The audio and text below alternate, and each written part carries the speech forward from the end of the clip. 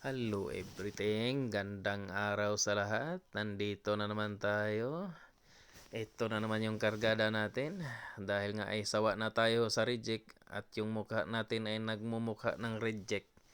Kaya dito na naman tayo guys sa export quality guys. Napakaganda. Ayan na po guys yung pang-export natin guys, no?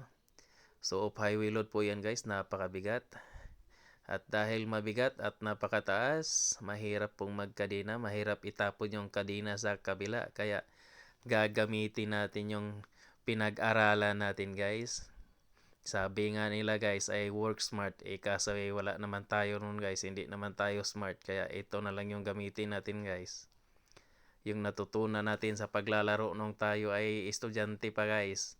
Ayan guys, ang tawag namin dyan ay skipping rope guys. Napakasimple lang guys, no?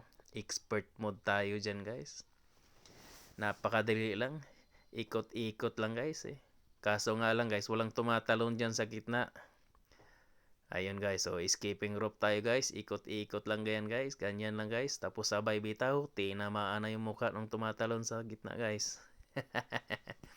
Naka-short pa tong pabadlong na to. Akala mo naman ay hindi ka bagay ay mamaya na ay utot-utot na yan guys. Tingnan mo guys. Ang bagal pa kumilos guys. Kuya-kuy talaga tong bata na to guys. Hanggang sa susunod. Salamat!